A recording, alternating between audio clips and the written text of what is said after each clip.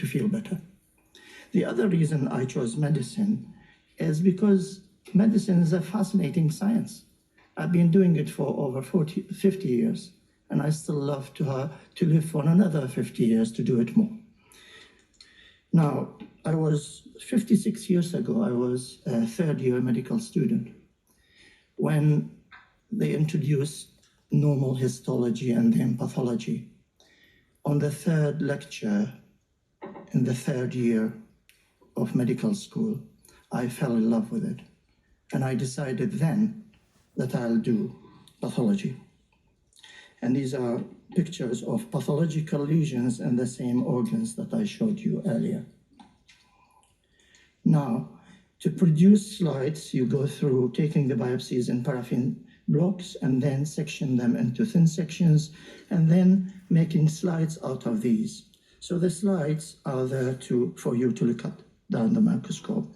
And I was involved all my life in teaching and training junior doctors to become pathologists as well, which is a very honorable thing to do as well. I enjoyed it thoroughly.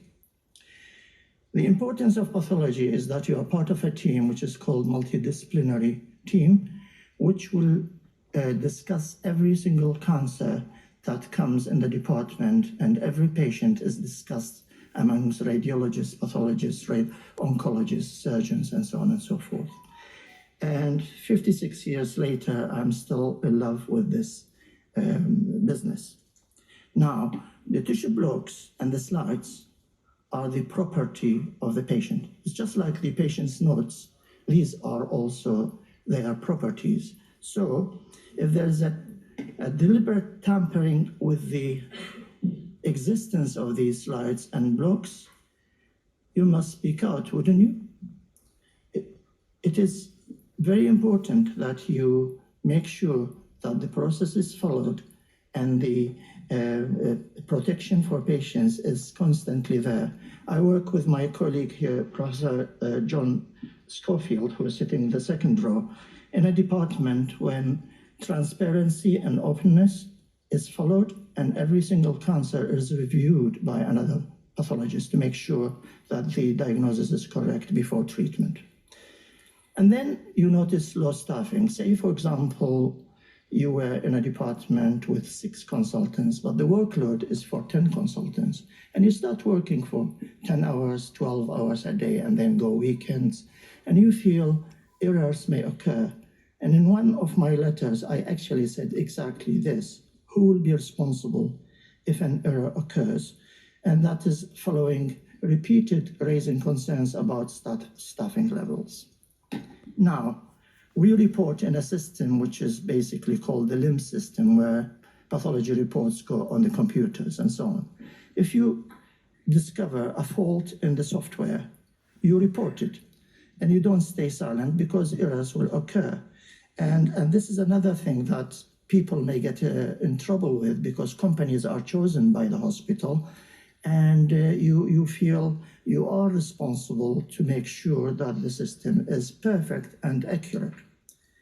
If you discover somebody stealing money from the NHS, and this is the figure, the estimated figure, 1.198 billion pounds are lost from taxpayers' fund every year because of fraudulent behavior. You won't stay silent about this, would you? The other thing is, people invite companies who want to make money and say, we are the experts in telling you what is right for your hospital. And I said one day in the MAC meetings, the Medical Advisory Committee meetings, who is better to tell what we need in this hospital than the people who are in the hospital? Why waste another 20 or 30 or 40,000 pounds on a company to tell you what to do? So you request simple things to make sure that errors will not occur. And what we heard all the years, there is no money. Do not ask us for anything that costs more than £100. Now, what do you get for £100? Perhaps 2 boxes of chocolates of good quality. Then suddenly there are millions of pounds appearing from nowhere. And I took this picture with me to see my MP, and I say, you in government say always about we are putting that number of billions of pounds in the barrel to ensure that the NHS runs. Who is plugging the holes? Nobody is talking about the holes. And how many of these holes are there and how big are they? Albert Einstein, the famous physicist, not only famous in his physics and discoveries and theories, but he said this: the world is a dangerous place, not only because of those who do evil, but because of those who look on and do nothing. The German Medical Council encourages us, as good medical practice, to say if there is something wrong. In football, fouls are not acceptable. And in football, a whistleblower is fully protected. In the NHS, the whistleblower is not protected.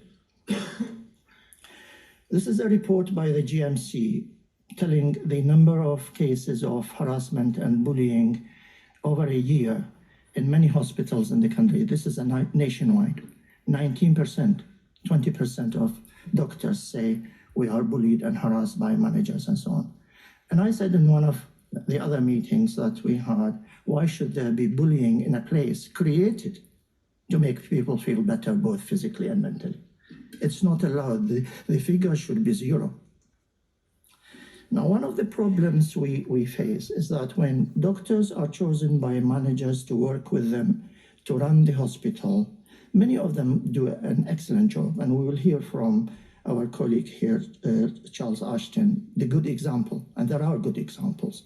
But some, unfortunately, benefit from being the shoe polisher for managers, to be there to be protected, to be there for their personal reasons, to be there to forget about their duties as doctors. And many of the problems arise or start from those people. So having raised genuine concerns all related to service delivery and patient care, you become a target. And instead of investigating your concerns, they investigate you. You receive a call or an email inviting you for a meeting. They say, I'll come with my union representative because you smell something unusual. Oh, no, you don't need that. We are only having a usual, ordinary management meeting. Come along. Don't bring anybody. Shall I bring documents to prove that I have raised concerns? No, nothing. No documents whatsoever. Just come on your own. And you walk into an ambush. Totally unexpected, shocked that you see people who you see in suits and ties wearing the military uniform that moment. And you face that and you are shocked. They say, concerns were raised against you. You are not allowed to practice until we finish our internal investigation. Go home, visit your GP, and take a sick leave. And remember, do not speak to anyone about this. So that's the red line. So at that meeting, you feel empty, shocked, humiliated, stunned, broken. And the next thing is, what do I do?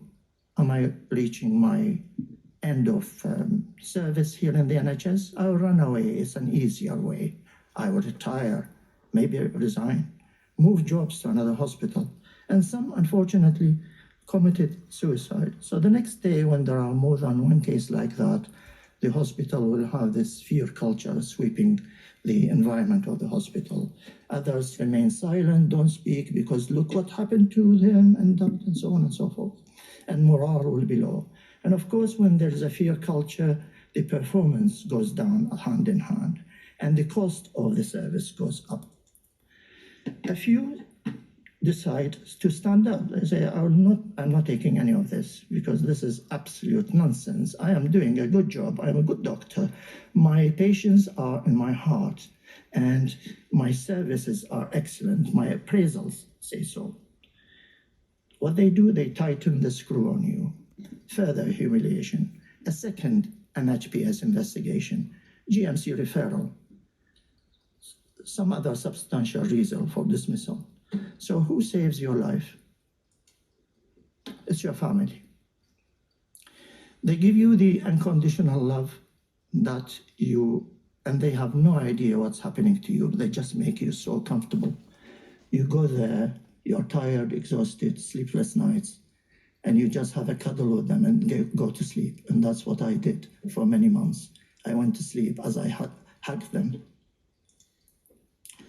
So you file an ET1 because this is unacceptable. They won't hesitate to waste, abuse millions of pounds to destroy you in court. And these are the figures given by a colleague of mine who works for the GMC. And look at the number of doctors referred to the GMC per year, 10,000 doctors or more in 1 year. Now, the question is, how many managers have been referred to the regulator? Is there a regulator for the managers? So it has always been a one-direction issue. So do you know of any case you can tell me when doctors investigated managers? I don't think that exists. So this is very irregular, and it indicates a system failure. And you sit there and say, I'm looking for justice. So I said to myself, I'm looking for justice.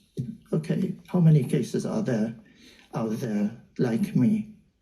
And this is the idea when Justice for Doctors came in my mind. So that was established in 2019, and we are a group of victims, say doctors, who provide support and guidance for individuals experiencing discrimination and bullying, for raising concerns about patient safety, and it is free of charge. We don't charge anything.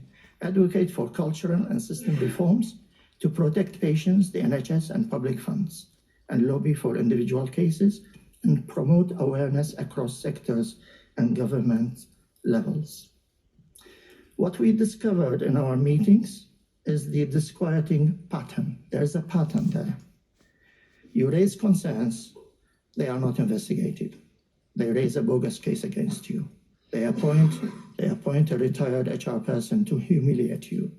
You produce documents to prove them wrong, they change the terms of reference for another MHPS investigation. Now it's your behavior, not capability.